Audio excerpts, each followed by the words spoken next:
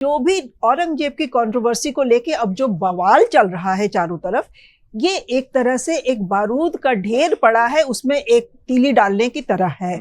आप उस बारूद के ढेर में तीली डाल के सोचेंगे कि वो एक बार एक धमाका होके खत्म हो जाएगा, वैसा नहीं होगा। अब वो धमाके होते रहेंगे।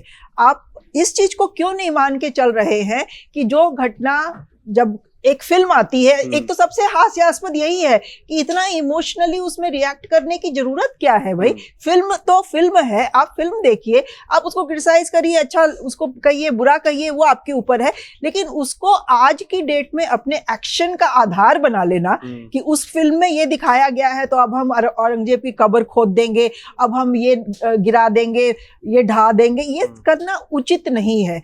और जो भी इस चीज को पीछे से बढ़ावा दे रहा है उसको ये समझना होगा कि इस तरह का जब आप कोई भी बवाल शुरू कराएंगे तो वो किसी एक जगह पे नहीं रुकेगा।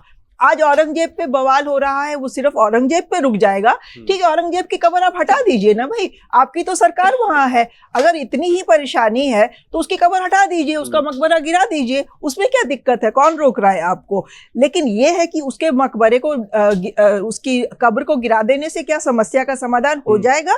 क्या वैसा कोई दूसरी चिंगारी दूसरी जगह नहीं फटेगी? हमने अभी हाल ही के 2-3 दिन पीछे में देखा है, सालार गाजी, किसी को पता भी शायद नहीं होगा कि सालार गाजी कौन है। अब एक सालार गाजी के नाम पे एक नैरेटिव शुरू हो गया है। तो आप तो ढूंढने जाएंगे आदर्श जी, भारत में ऐसे भरे पड़े हैं, हजारों हजार ऐसे हैं, आक्रांता हैं जो कि जिन्होंने लूटपाट की, कहीं के शासक बने, वहां कहीं पे उनकी कब्र बन गई। अब आप कितना ढूंढेंगे और कितने लोगों को कब्र खोदेंगे और कितने इस तरह के हिस्टोरिकल इनजस्टिस को आप न्याय का जामा पहनाएंगे? वो एंडलेस सिलसिला है और उस चक्कर में देश तबाह हो जाएगा। चिंता लोगों को इस बात की होनी चाहिए, न सिर्फ आम जनता को, बल्कि जो भड़का रहे हैं और दोनों तरफ के लोग, जिसको हिंदू मुस्लिम राजनीति करके फायदा होता है, वो दोनों तरफ के लोगों को ये समझना होगा कि देश को ऐसे आग में ना झोंके।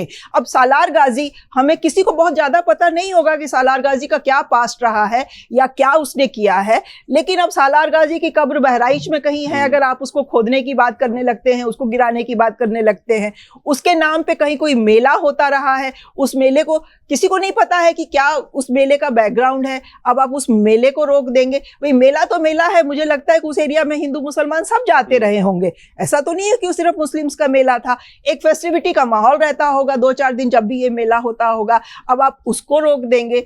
तो एक ये तरह से आप बारूद की ढेर में तीली लगा रहे हैं, जिसका कि एंडलेस सिलसिला चलता रहेगा, रुकने वाला नहीं है। और फिर हमें सोचना होगा, देश को सोचना होगा कि हम क्या 1000 साल पहले, 500 साल पहले की बातों को लेके आपस में आज की डेट में मर जाएं, एक दूसरे को मार काट दें, या हम आगे के भविष्य की तरफ देखें। भविष्य की बातें कौन कर रहा है? कोई नहीं कर रहा है। हिस्टोरिकल इनजस्टिस हमारे देश का बहुत ही दुर्भाग्यपूर्ण इतिहास रहा है, और वो सिर्फ मुस्लिम आक्रांता, मुगल शासक, इनके द्वारा नहीं हुआ है। हिंदुओं में भी कास्ट को लेके हिस्टोरिकल इनजस्टिस नहीं हुए हैं क्या? जब कहा गया ढोल गवार शूद्र पर सुनारी, तो किसी भी शूद्र का हिस्टोरिकल इनजस्टिस की भावना आज जागृत हो जाए, वो लोगों को भड़का के बदला लेने पे उतारू हो जाए, किसी नारी की हिस्टोरिकल इनजस्टिस की भावना जागृत हो जाए, वो लोगों को भड़का के बदला लेने के लिए तलवार लेके खड़ी हो जाए, तो आप किस किस को और कहां रोकेंगे?